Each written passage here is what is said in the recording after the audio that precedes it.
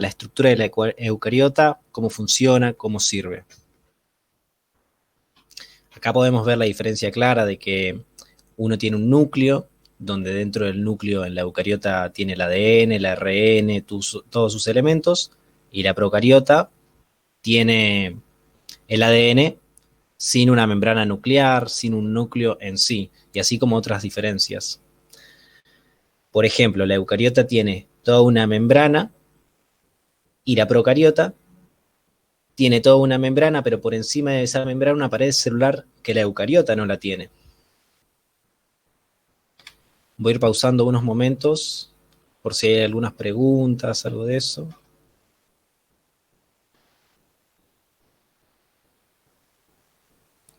Ok. La composición de la membrana plasmática. Bien. La eucariota, la célula en sí de nuestro organismo, tiene toda una membrana que la va a rodear. Esta membrana está compuesta de una bicapa fosfolipídica. Todos estos puntos de acá son los fosfolípidos. Los fosfolípidos son lípidos compuestos por un grupo fosfato. Esto va a hacer que sean moléculas no polares y a la vez polares. ¿Qué quiere decir? Que son tantos hidrófobas como hidrófilas. Recordemos que hidrófobas repelen el agua, es decir, como que lo odian, hidrófilas que lo atraen. Además de que está compuesta de toda esta bicapa fosfolipídica, también tiene proteínas integrales, glucoproteínas, lipoproteínas. Todas estas se van a ir sintetizando dentro de la célula, en cada organela que está presente. La función básicamente de la membrana plasmática es permitir el paso de algunas moléculas.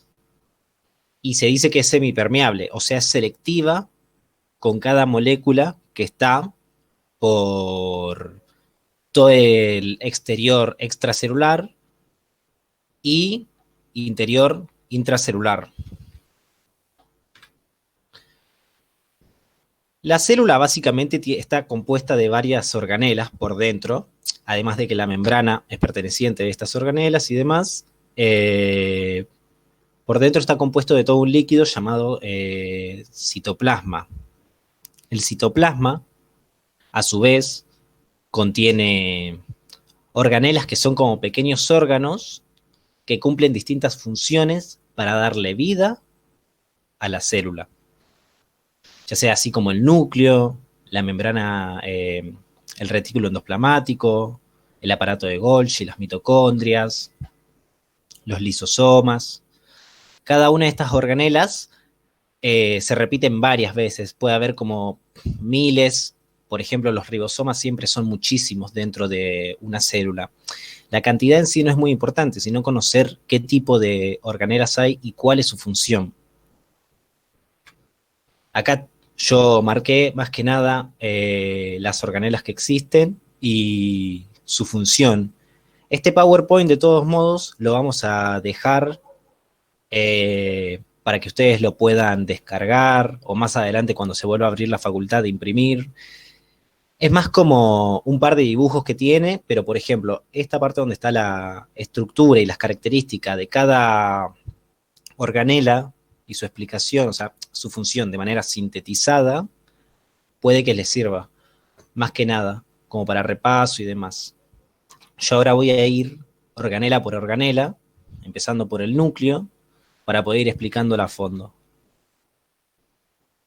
Bueno, el núcleo y su composición. El núcleo está compuesto de... es como una bicapa lipídica, pero en vez de ser una bicapa, va a tener dos membranas. No es como la membrana plasmática. Va a tener una membrana exterior y una membrana interior. Y en ello, entre medio, un espacio intermembranoso. Eso siempre va a existir. Todos estos puntos que se ven acá son poros nucleares. Estos poros van a permitir el paso de algunas sustancias y de otras no. así como funcionan las proteínas y las acuaporinas dentro de la membrana plasmática, que permiten el paso de algunas moléculas. A su vez, estas proteínas que componen la membrana o estos núcleos polares se arraigan a fibras, que estas fibras a su vez también se arraigan a todas estas láminas que se ven acá, que son heterocromatinas. La heterocromatina es como un conjunto de hilos envueltos con cromatinas dentro. Y los cromatinas, por así decirlo, son los genes, el ADN. El problema es que si esto no estuviera de esta manera compuesta, el ADN estaría suelto y ocuparía muchísimo lugar. Por eso se arraiga y se envuelve formando heterocromatinas. Y el núcleo, a su diferencia de todo su alrededor, no tiene una membrana, pero dentro de ella, dentro del núcleo, podemos encontrar el ARN, el ADN, el ARN ribosomal, donde se va a fabricar los ribosomas, que es otra organela. Y una peculiaridad que tiene la membrana de este núcleo, así como el de todos, es que se arraiga y está unido al retículo endoplasmático, que es la siguiente organela que vamos a ver.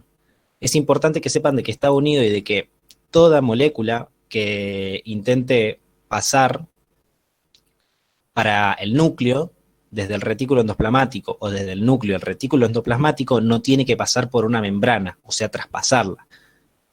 Son como canales que ya están abiertos y están unidos.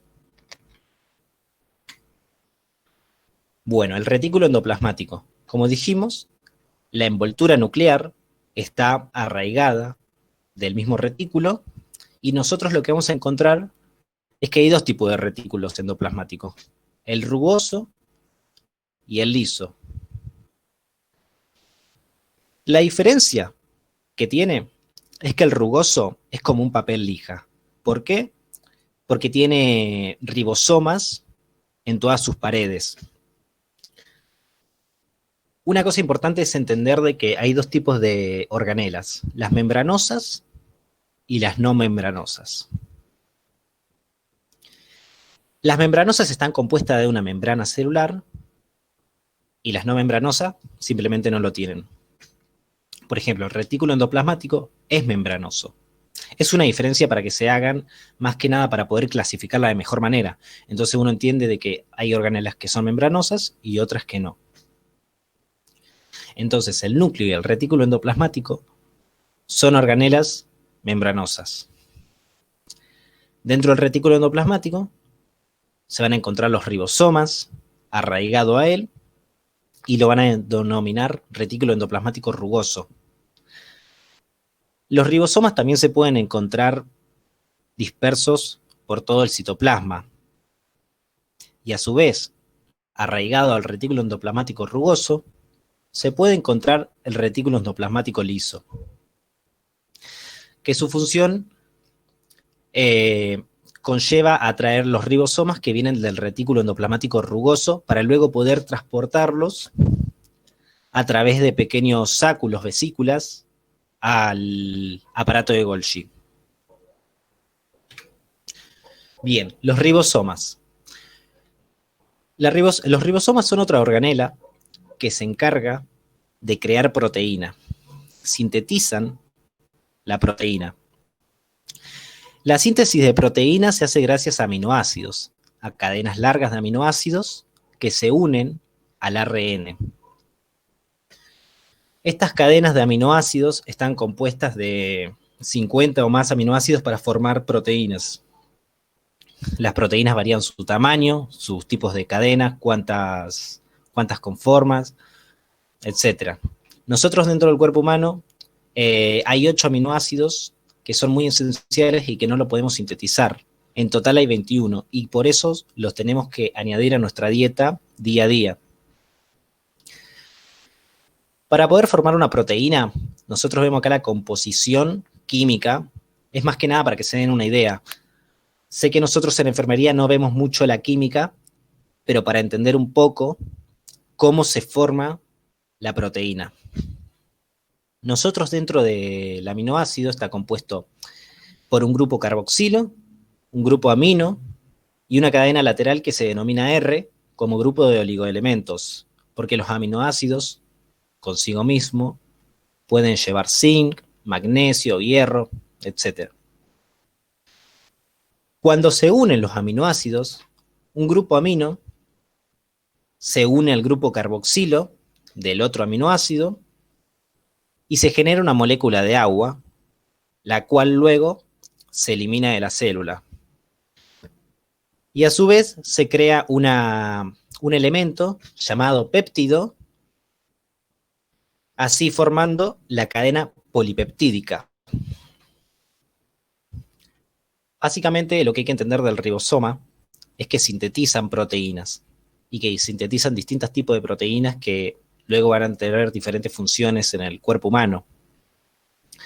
Recuerden que las proteínas tienen funciones tanto estructurales como funcionales. Estructurales así como conformar parte de la membrana plasmática, como dar su función a la membrana plasmática, como el transporte de algunas moléculas.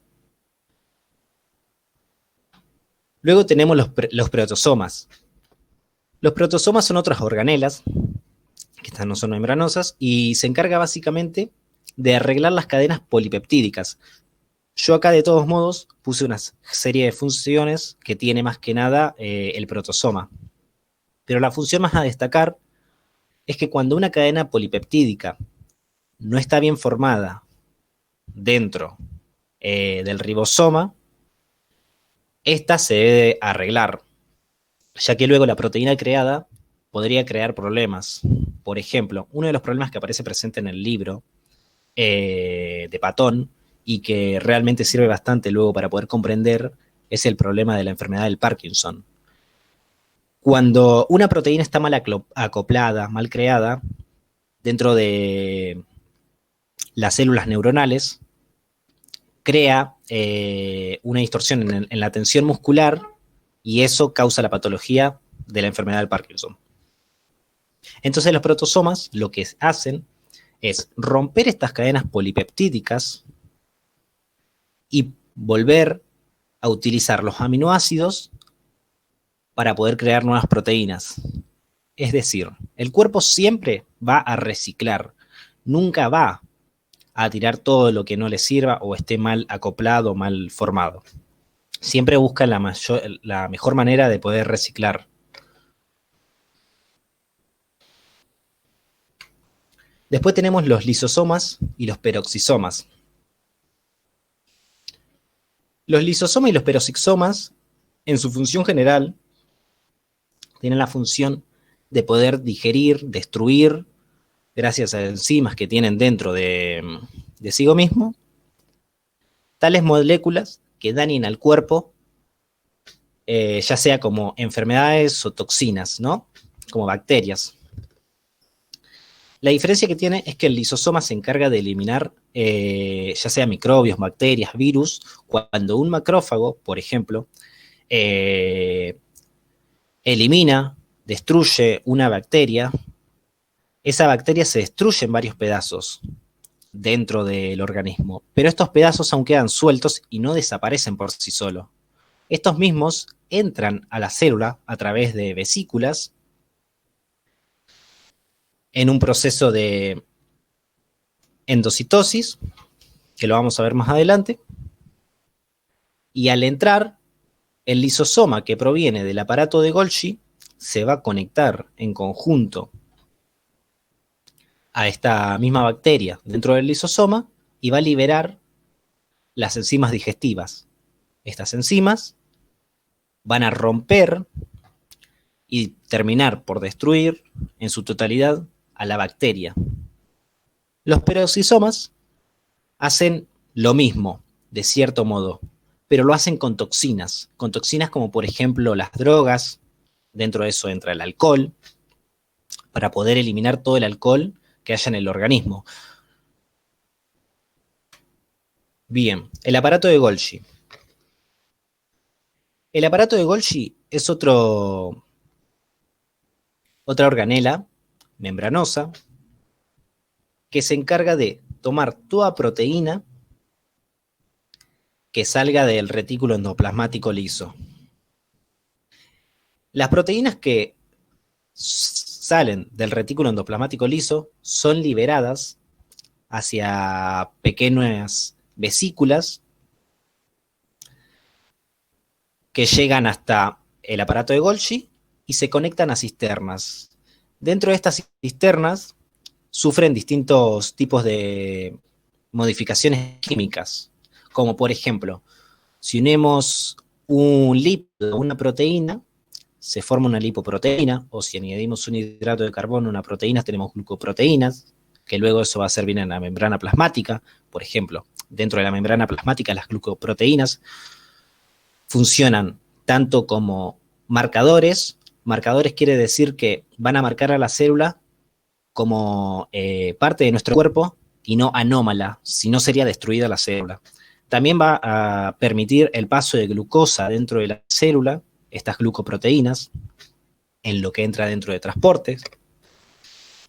Y así van a ir pasando cisterna por cisterna cada proteína, hasta luego llegar a una vesícula secretora, y esta vesícula secretora la va a liberar o fuera de la célula o la puede implantar en su membrana celular.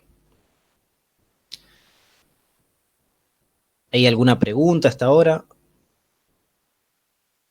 Yo espero.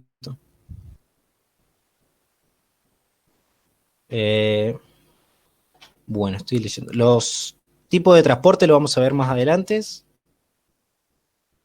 Las organelas, bueno, son el aparato de Golgi, el retículo endoplasmático, ya sea rugoso y liso, los lisosomas, los peroxisomas, el núcleo, la mitocondria, los protosomas.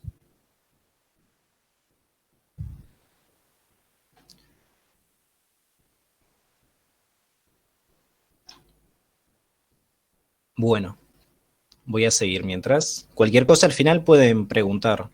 Y si voy muy rápido, párenme, así nos profundizamos más sobre el tema. De todos modos, tienen que saberlo más en función general. No es tanto que se les pida de que lo sepan en mucha profundidad. Tal vez uno está bueno entender la química como para poder comprender en su totalidad la célula, y luego cuando vayamos a temas más profundos, como en los sistemas, ya sea sistema cardiovascular, pulmonar, etcétera, uno debe entender más o menos cómo suceden todos estos procesos. La otra organela que tenemos es la mitocondria. La mitocondria básicamente se encarga de sintetizar ATP. ¿Qué es el ATP? Es la energía que va a utilizar la célula para todas sus funciones. Primero entendamos la mitocondria en su totalidad. La mitocondria está compuesta también por una doble membrana, como el núcleo. Tiene una membrana fosfolipídica exterior y una interior. La interior, por dentro, va a tener toda una matriz, va a tener ribosomas propios, o sea que van a poder crear proteínas. Lo que se tiene de, un dato curioso en sí, lo que se tiene de la mitocondria, es que hace muchos siglos se creía de que fue una bacteria que entró dentro de la célula y consigo fue evolucionando y volviéndose propia de la célula como una organela. Por eso a veces uno la tiene como una bacteria, pero es una organela dentro de la célula. Y tiene sus partículas de ATP sintasa. Estas partículas que están dentro de la membrana fosfolipídica interior van a sintetizar ATP. El ATP son compuestos, moléculas formadas de grupos fosfato y adenosín, o sea, de una base nitrogenada, nucleótido y demás, que van a contener energía. Lo que hace en sí esta ATP es llevar la energía hacia una proteína, por ejemplo, una proteína de transporte, y que esta proteína haga su función. O para una contracción muscular, para todas las funciones que se puedan imaginar. Ahora, para poder explicarla, acá yo tengo una imagen donde vamos a ver que hay muchos protones, ¿no? Hidrógenos con cationes. De un lado tenemos la matriz mitocondrial y del otro lado el espacio intermembranoso. Es decir, que no salimos aún por fuera de la mitocondria. Ahora, ¿qué sucede? Nosotros tenemos una cantidad tanto de protones de la matriz mitocondrial como del espacio intermembranoso. El cuerpo humano siempre tiende a estar en equilibrio, o sea que va a buscar de tener la misma cantidad de protones de un lado que electrones del otro y mantenerse en equilibrio, pero eso no puede suceder porque necesitamos crear ATP. ¿Cómo funciona esto? Bueno, cada una de estas proteínas que vemos acá, tanto la roja, la celeste y la amarilla, van a transportar protones hacia el espacio intermembranoso. Y luego tenemos el compuesto acá, llamado ATP sintasa, de color rosa, que va a dirigir las moléculas de protones hacia la matriz mitocondrial. ¿Cómo se crea el ATP entonces? ¿Cómo se crea esta energía? Bueno, cada protón tiene que ir primero hacia el otro lado, es decir, estas proteínas solamente tienen una dirección, son unidireccionales, como el ATP sintasa. Para poder ir, tienen que ser atraídos por algo negativo. Es decir, los opuestos se atraen eléctricamente, lo positivo con lo negativo. Entonces, va a haber un electrón en la primera proteína. El electrón que se encuentre dentro de esa proteína va a atraer a los protones de hidrógeno. Yo pongo el hidrógeno como para dar en sí una idea y demás, y porque también participa dentro de este proceso. Pero más que nada, centrémonos en que es un catión y de que va a crear energía. Entonces, va a pasar hacia el lado intermembranoso gracias a que el electrón va a atraerlo, porque el protón va a querer ir hacia donde está lo negativo, y de esa manera se va a dirigir hacia el espacio intermembranoso. El protón, digo el electrón, luego va a pasar hacia, imaginemos que el clic del mouse es el electrón, no sé si se ve bien.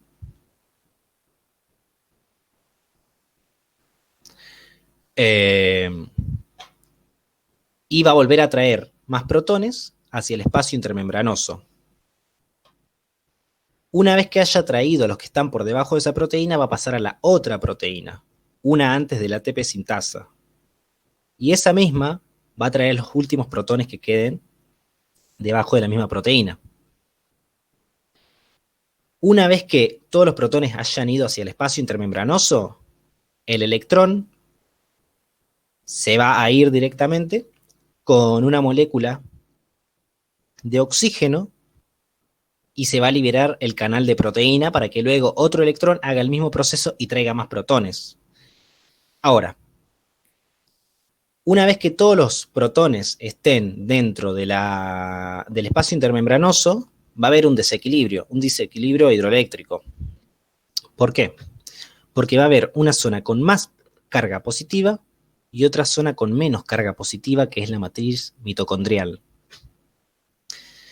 Eso va a tender que los protones quieran ir hacia la zona de mayor negatividad, y por el único lugar que va a pasar es por la ATP sintasa. Cuando pasan por la ATP sintasa, es como la energía cinética, para poder formar energía eléctrica. Cada vez que vayan pasando, van a liberar energía, y eso la van a unir a un ADP. El ADP es como el ATP, Pero el ATP lo que tiene son 3 grupos fosfato. De esa manera contiene la energía. El ADP, en vez de tener 3 grupos, tiene 2 grupos fosfato. ¿Qué sucede? Cuando esta energía es liberada hacia la matriz, un grupo de fosfato la toma y se une a un ADP y forma el ATP. Creo que así se entiende. Si no, podemos buscar una imagen que realmente me olvidé de añadirla acá.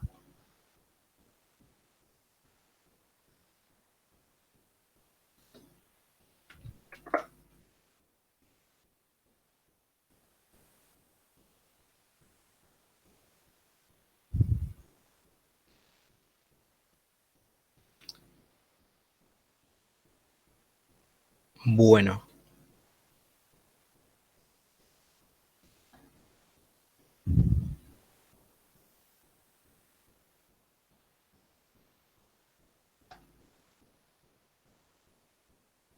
Creo que acá se ve. Acá tenemos los 3 grupos de fosfato, está compuesto de ribosa y de adenina, el grupo adenosín. Y acá el grupo de 3-fosfato. Esto en sí sería el ATP, de manera simplificada. Acá están unidos por enlaces. Estos enlaces contienen energía. Cuando se necesita utilizar esta energía, uno de estos enlaces se rompe y se transforma en ADP. Así, liberándose un grupo fosfato y la energía. Bueno, lo que sucede acá mismo es que dentro del ADP va a agarrar la energía liberada por el ATP sintasa y la va a unir a un grupo fosfato para poder formar ATP. Una cosa súper importante es que existen 2 tipos de ATP sintasa y está el ATP sintetasa. ¿Cuál es la diferencia? Que el ATP sintasa sintetiza energía, pero sin gasto de energía. O sea, a ver, mejor explicado. Sintasa y sintetasa. Ignoremos el hecho del ATP. La sintasa, todos nosotros lo que veamos en el organismo como sintasa, es algo, una molécula que sintetiza algo, pero sin gasto de energía. Acá, por ejemplo, lo vemos con el ATP. Sería ridículo de que se utilice el ATP sintasa para crear energía utilizando energía. Por eso, la molécula que se encuentra acá es la que no utiliza energía.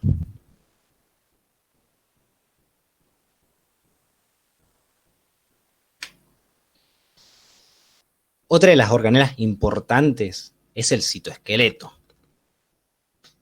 El citoesqueleto en sí, en su totalidad, es complejo, pero tenemos que saber de que está creado de proteína.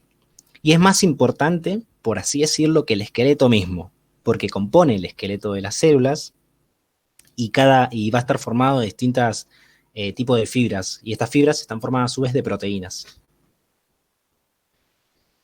Bien, tenemos los microfilamentos, que son los más pequeños, los filamentos intermedios y los microtúbulos. Los microfilamentos. Los microfilamentos están compuestos de la proteína de actina. Van a dar forma a la célula. Si, por ejemplo, los microfilamentos tienen forma de círculo, la célula va a tener forma de círculo.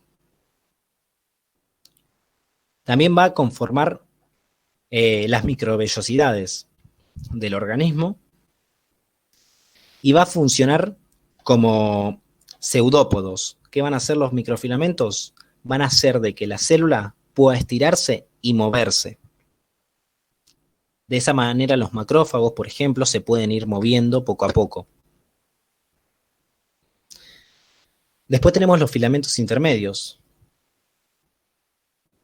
Los filamentos intermedios están compuestos de queratina, que es otra proteína que podemos encontrar. Y la importancia de ellos es que ofrecen resistencia. Gracias a ellos no nos podemos arrancar la piel, los huesos, y están arraigados. Arraigados dentro de la célula gracias a desmosomas.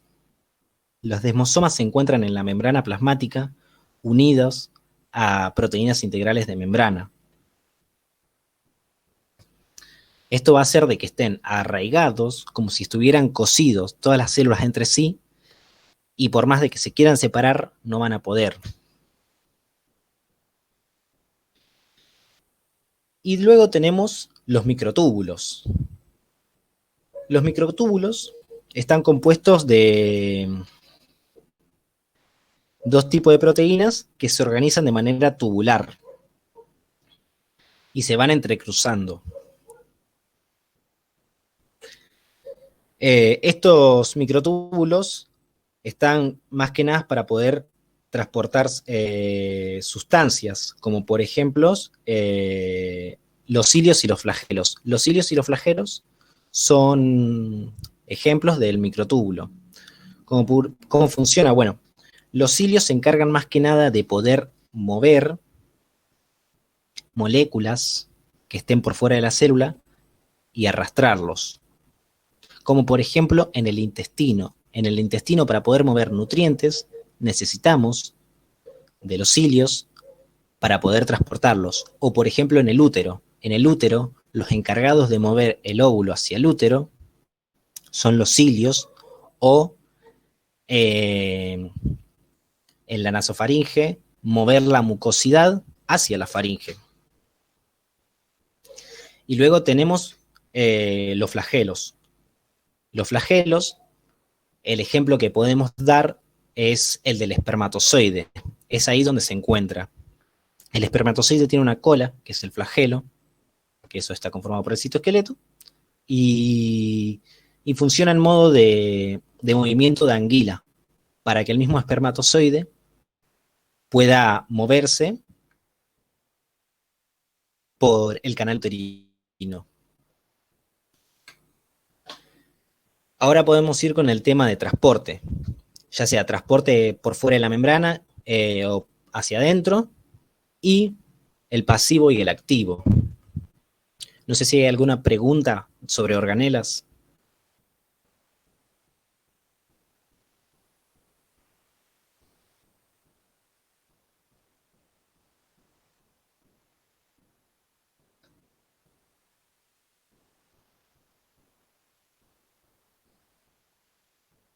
Yo espero también en que alguien me diga no. Así que si algo no se entiende en la explicación, díganme, así lo vuelvo a explicar, no hay drama.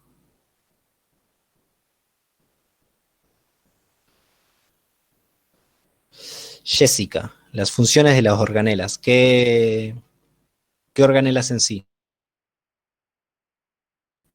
Ah, ok, genial. Pensé que había una duda. Bueno, entonces seguimos. Un segundo. Bien.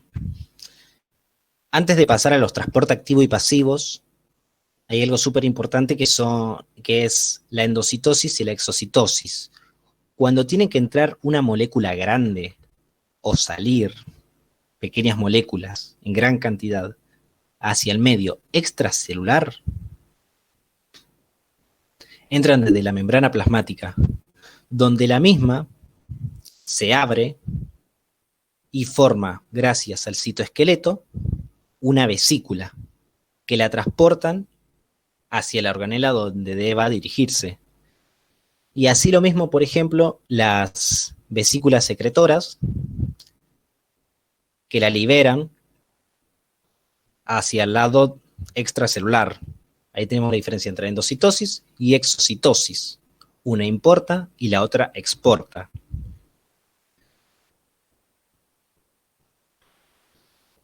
Ahora sí, transporte pasivo y transporte activo. Empezamos por el transporte pasivo. Para poder entender el transporte pasivo hay que entender ósmosis. ¿Qué es la ósmosis? ¿Cómo se genera? Nosotros dentro del cuerpo humano tenemos un líquido llamado plasma que va por todo el torrente sanguíneo.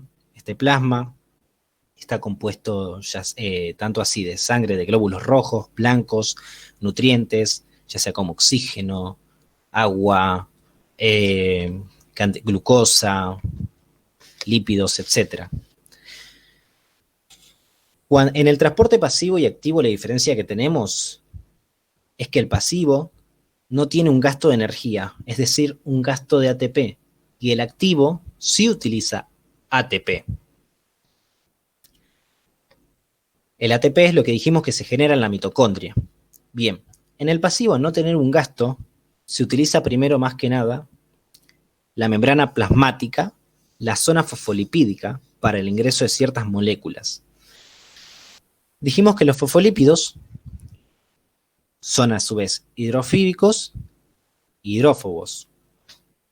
No, hidrófilos, hidrófobos. Dije lo mismo. Bien, pero hay que tener en cuenta que son lípidos y solamente van a permitir el paso de moléculas liposolubles, no hidrosolubles, porque los lípidos no son insolubles, por ejemplo, en agua. Por ejemplo, el aceite no se puede diluir en agua porque uno es polar y el otro es no polar. Entonces, las pocas moléculas que puedan pasar por la membrana fosfolipídica van a ser liposolubles. O en su caso, puede pasar el H2O o el oxígeno o el CO2, pero porque son moléculas muy pequeñas. Y el H2 porque dentro de la membrana plasmática hay acuaporinas. Las acuaporinas son pequeños poros donde dejan que transite el H2O y pueda pasar tanto al medio intracelular como al medio extracelular. Algunos, después tenemos, por ejemplo, hormonas esteroideas que pueden pasar porque son liposolubles, o los lípidos en sí también. El glicerol, las ceras, son lípidos simples que logran pasar también por la membrana plasmática. Y en el caso de que no puedan pasar por la membrana plasmática dentro de los fosfolípidos, hay proteínas. Las que mencionamos antes, las proteínas integrales de membrana. Las proteínas integrales de membrana permiten el paso de moléculas que no sean liposolubles, o sea que sean hidrosolubles. Como por ejemplo, proteínas de canal para glucosa. Algunas transportan, permitiendo el paso que cuando lleguen por ejemplo, la glucosa, esta misma, la misma proteína la transporta hacia el medio intracelular, pero siempre sin gasto de energía. ¿Y por qué sin gasto de energía? Porque lo hace a favor de su gradiente de concentración. ¿Qué quiere decir? Que no precisamos energía cuando vamos a ir de un lugar de mayor cantidad, de mayor concentración, hacia un lugar de menor concentración.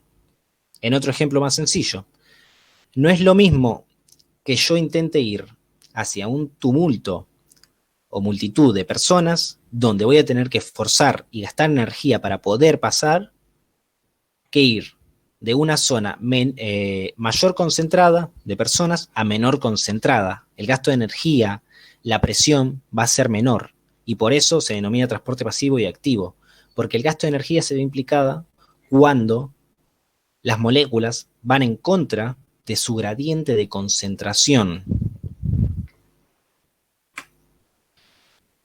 Después tenemos el transporte activo. El transporte activo, por parte, es más complejo. Se utiliza ATP. Uno de los transportes activos que podemos ver, donde se va en contra de su gradiente de concentración, es en la bomba de sodio-potasio. ¿Qué es lo que sucede acá? Bueno, va a haber una proteína que se encarga de transportar el sodio y el potasio, que va a liberar sodio hacia el medio extracelular e ingresar potasio hacia el medio intracelular. ¿Pero cómo? Si el sodio va en contra de su gradiente de concentración y el potasio en contra de su gradiente de concentración. Acá está marcado con flechas. Acá va a haber más cantidad de sodio y acá más cantidad de potasio. La cuestión es mantener el potasio dentro del medio intracelular y el sodio por fuera del medio extracelular. ¿Por qué? Porque uno trata de mantener, o sea, la célula mantiene la mayor carga negativa o neutral dentro de sí misma para luego lograr lo que son los potenciales de acción, los impulsos eléctricos dentro de una neurona. Eso lo van a ver más adelante cuando toquen más que nada con sistema nervioso.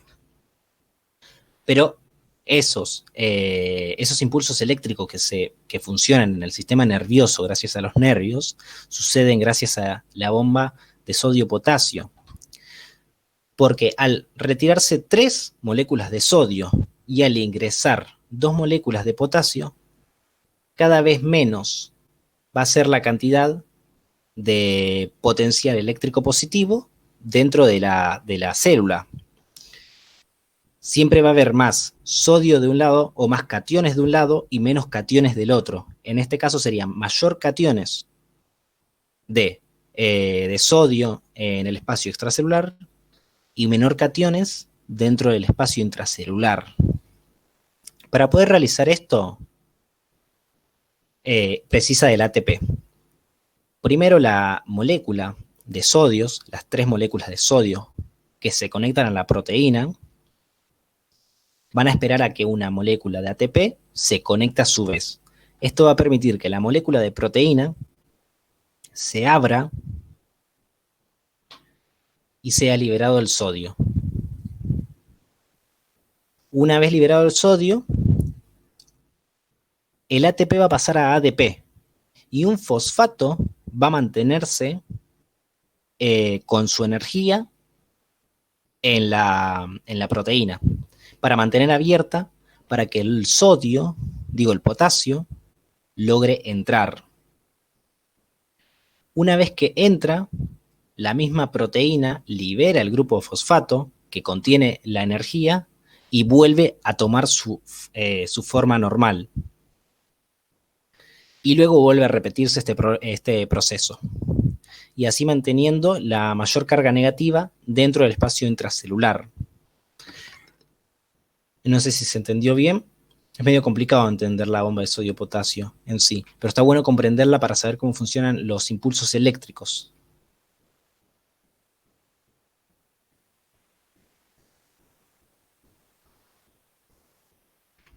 Bien, ahí terminamos con lo que viene siendo transporte pasivo, activo y las organelas.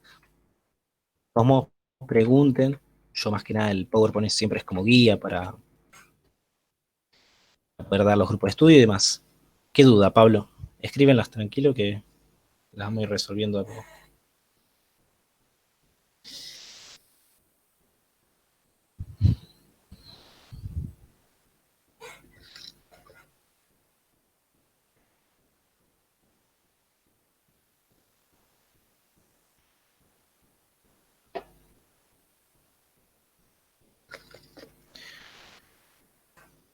No hay pregunta tonta. Es tonto. Se lo digo, en realidad es Lili. Perdón, buenas tardes. ¿Qué tal? Buenas tardes. Tengo una duda con lo del transporte. Sería, ¿es lo mismo endocitosis y exocitosis? ¿Sería lo mismo que transporte activo y pasivo? ¿Es lo mismo? No. Básicamente porque la endocitosis y la exocitosis lo hacen gracias a vesículas. O sea, de todos modos, el proceso de endocitosis y exocitosis son sin gasto de energía y libera por sí la célula al ingresarlo gracias al citoesqueleto. Cuando entran, el citoesqueleto se encarga sin gasto de energía de ingresarlo adentro de la célula. Y así también de la misma manera, liberándolo con una vesícula que lo crea. Porque dentro de la membrana plasmática no siempre está toda unida. Hay zonas donde el citoesqueleto interactúa y permite una apertura para que estas moléculas grandes o residuos que deban eliminarse de la célula sean liberados. No sé si se entendió.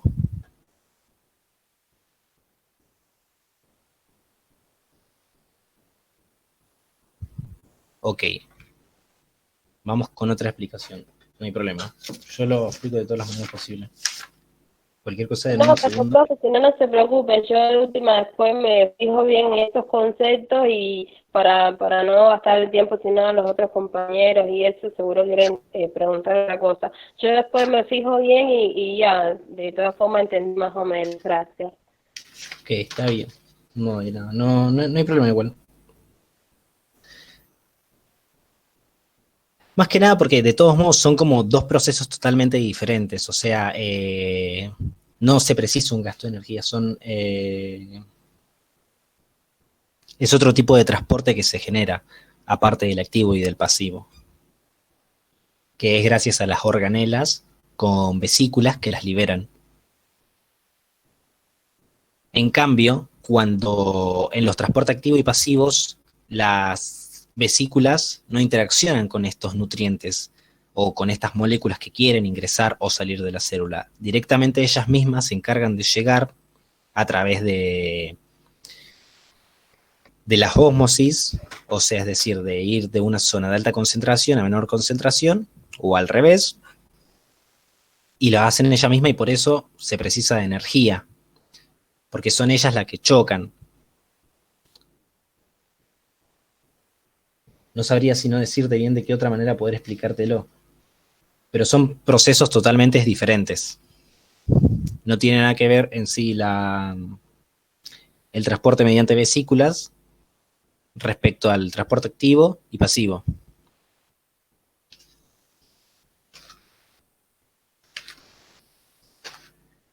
Eh, en sí, opuesto a la ósmosis, ¿qué vendría siendo la pregunta?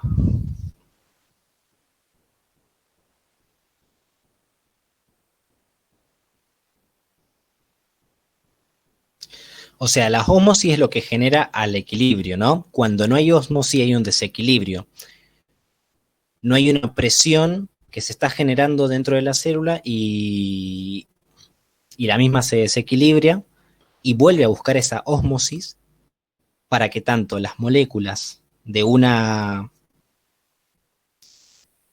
medio extracelular o del medio intracelular vayan hacia el otro medio y se pueda equilibrar.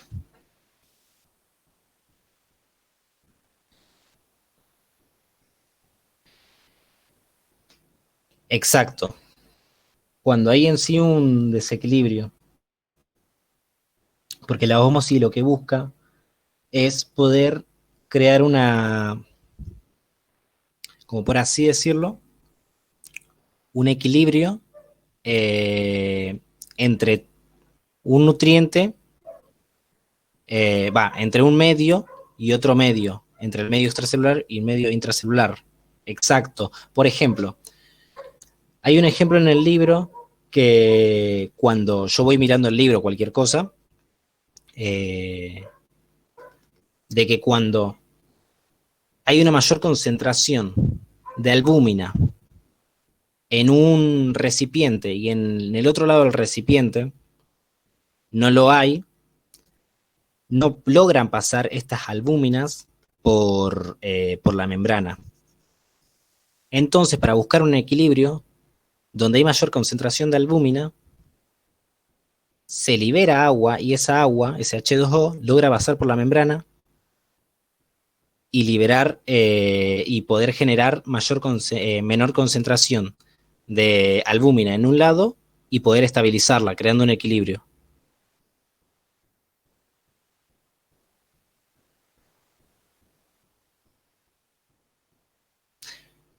Exacto, eso de permeable selectiva es importante dentro de la membrana, porque la membrana selecciona moléculas, las que van a permitir su paso, no permite de que todas las tipos de moléculas entren.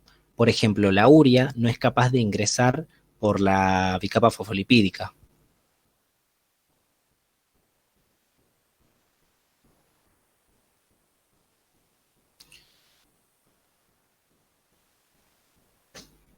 No sé si hay otra pregunta.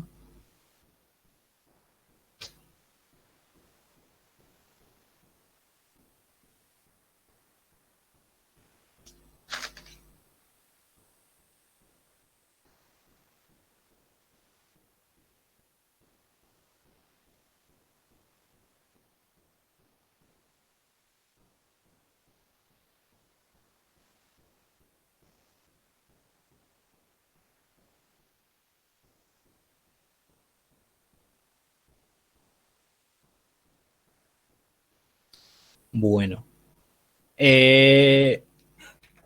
Realmente no queda mucho más. No sé si algo que quieran repasar sobre alguna organela en la cual quieran centrar con mayor profundidad.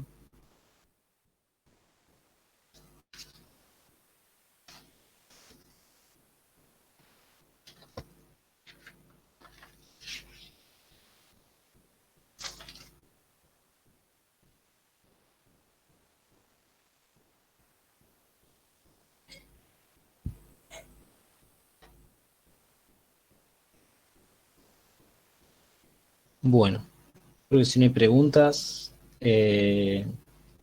hasta ahí sería todo. Cualquier cosa pueden, de todos modos, Cristian había dicho, pero para los que llegaron tarde, a ver, están preguntando, ahí me están llegando otras preguntas.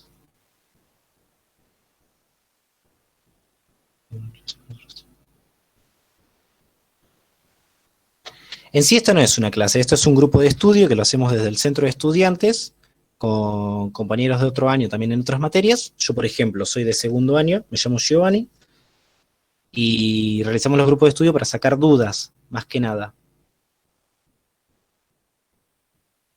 Pero bueno, ahí leí mucho que dijeron profe y no soy profesor. Soy estudiante como ustedes, pero que bueno.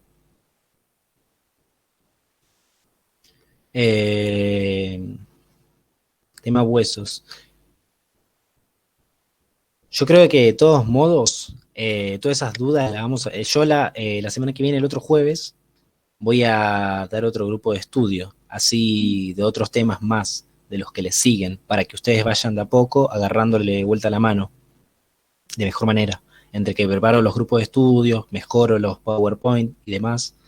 Eh, pero todos los jueves, más que nada, se va a tratar de que se puedan dar. Así que también es una cuestión también de ir mejorando yo mismo también. Y los tipos de ARN. Los ARN lo quería ver el jueves que viene, porque existen los ARN de transferencia. Lo voy a explicar un poco ahora. Por ahora parciales se está definiendo más que nada para la semana que viene el tema de la regularidad. Bien, ARN. Ahí está el ARN de transferencia, el ARN ribosomal y el ARN mensajero.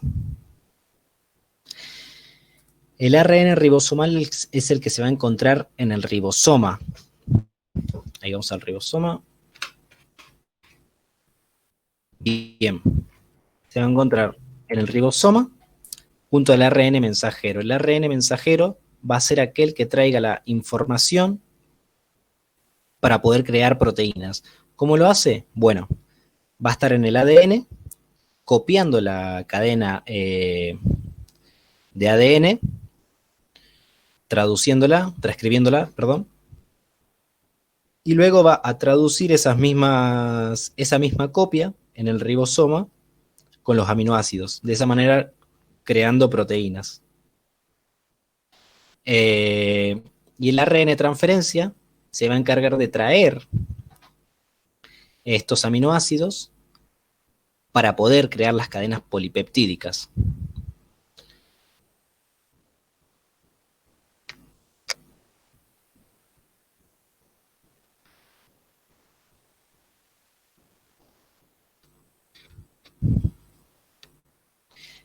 Si hay algún tema en sí que quieran que se vea la semana que viene y todo, lo podemos ver de mejor manera. También. Así yo los voy tomando y los vamos armando. El tema de la creación de proteínas, la síntesis de proteínas es más complejo para poder verlo. Y realmente estaría bueno que se pueda ver a más profundidad para la semana que viene, así se puede desarrollar mejor y todo, con todos los detalles.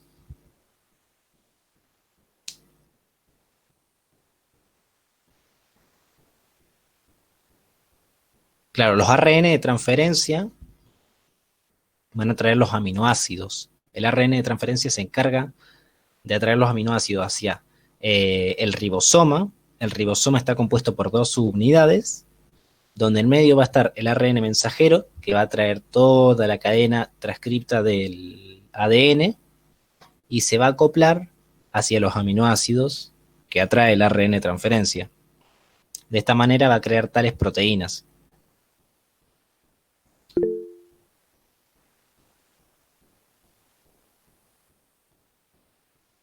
Ok. Eso también lo podemos ver ir agarrando a poco. Los aminoácidos en sí, en su complejidad, son varios, son 21, 21 y eran 8 los esenciales. Y las proteínas hay que saber clasificarlas primero que nada sintetizadamente, estructural y funcionalmente. La manera más fácil de sintetizarlas, o sea, en su función, ¿no? Tenemos las estructurales que pueden componer parte de los músculos, de las membranas, y las funcionales como por ejemplo, ya sea en macrófagos, bueno, para la creación de nuevos ribosomas, dentro de la membrana plasmática, para el transporte. Por eso es más fácil dividirlas de manera funcional y de manera estructural. Luego uno las puede dividir de manera primaria, secundaria, terciaria, cuaternaria, etcétera. Por ejemplo, que es la estructura primaria, o sea, cuando uno divide la proteína en primaria, va a ser una proteína que va a tener una cadena de aminoácidos de manera sencilla, como por ejemplo la glándula paratoidea, que no va a ser una doble cadena o triple cadena polipeptídica, como por ejemplo dentro del citoesqueleto, los microtúbulos, es decir, el citoesqueleto de mayor tamaño, exactamente estos, que están compuestos de 2 cadenas proteicas. Y bueno, y que los primarios sí tienen una cantidad de entre 50, 100 aminoácidos o más, 84, 85, 86. Después tenés la secundario, los tipos de niveles de proteínas secundarios, terciarios, cuaternarios. Yo lo voy a ir anotando. Yo como consejo doy que se centren en estudiar, sí, en la función de la proteína y en las estructuras, pero tampoco a tanta profundidad porque también conlleva lo químico, y el conllevarlo a lo químico es como que no lo vemos mucho de ese lado dentro de lo que es enfermería. Uno está bueno para poder entenderlo en tal parte, para luego ver las patologías y demás. Pero si también estamos como medio atrasados, ir generalizando algunas cosas. Así que voy a ir anotando para ver la semana que viene de vuelta también bien la clasificación de proteínas para que se lo explique mejor. Lo del ARN, sí, otro tema.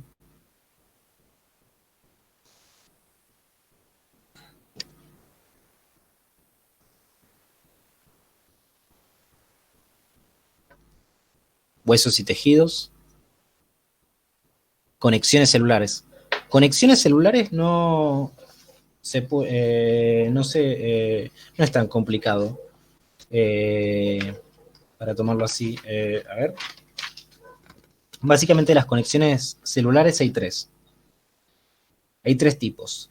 Las conexiones desosómicas, las comunicantes y las herméticas. Y acá tenemos, yo dejé el citoesqueleto. En las desmosómicas está compuesto de filamentos intermedios. Recordemos que los filamentos intermedios del citoesqueleto proveen resistencia. ¿Cómo? Se unían a desmosomas y estos desmosomas se arraigan a proteínas integrales de membrana y así van uniendo cada membrana de cada célula hacia otras células, formando así una resistencia entre cada una de las células. Esas son las funciones, la función de la conexión desmosómica, la resistencia. Luego están las comunicantes. Las comunicantes quiere decir lo mismo que la palabra. Comunica el el citosol, el citoplasma de la célula, con una apertura en la membrana plasmática de ambas células. Se conectan y se van hasta y se abre como un canal donde se pueden transportar moléculas de manera más sencilla. Y luego van a estar las herméticas. Las herméticas van a proveer como una barrera de impermeabilidad para que la membrana no sea de manera tan sencillamente permeable. Por ejemplo, en el intestino hay algunas moléculas que no pueden ingresar a la célula, que no deben, y se crean estas uniones, estas conexiones celulares herméticas, como si estuvieran arraigadas las mismas células para poder impedir un paso, como una pared. Esas son las tres conexiones celulares que existen, más que nada, las desmosómicas, las comunicantes y las herméticas, con su función de desmosómica, entonces la resistencia, la comunicante que comunica el citoplasma de cada célula a través como de un pasaje, como tipo túnel, y las herméticas, que son como barreras de impermeabilidad, como una pared, que crean para impedir el paso de moléculas.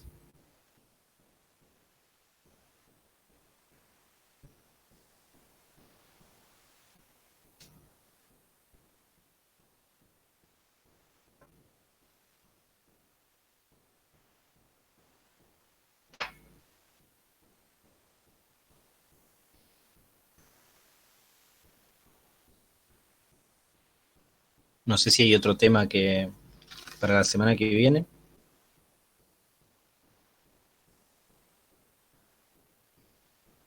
Ok. La mejor manera, o sea, para estudiar biología, yo creo que es entendiendo todo también químicamente y bueno, yo como consejo, uno siempre estudiar, por ejemplo, del libro para cuando rinde los parciales, etcétera. Pero en sí, para cuando rinde los parciales, la información siempre más que nada, las actividades son del libro, sacadas del libro. En las guías se resuelven con el libro Patón, pero para estudiar la materia en sí, yo recomiendo que sea no solamente en el libro, también videos en YouTube, agarrando otros libros. Total, el cuerpo humano se explica en casi todos los libros de igual manera. Algunas diferencias, pero su función, la membrana plasmática, siempre va a ser la misma. Entonces no nos quedemos con una sola cosa de agarrar solamente el mismo libro. Si no entendemos el libro, podemos ver un video en YouTube, podemos buscar en una página otro PDF, si tienen la oportunidad de poder comprar un libro que les guste, ya sea más específico, como de neurología, ya sea de sistema cardiovascular, exacto. Porque si nos quedamos con lo mismo, también es como que nos limitamos a aprender. Y lo bueno está poder expandirse y poder buscar otras cosas. Además, cuando uno busca dentro de lo que quiere estudiar, lo aprende de manera más fácil y le es más sencillo entenderlo. Entonces lo bueno es que vean videos de YouTube y demás, pero cuando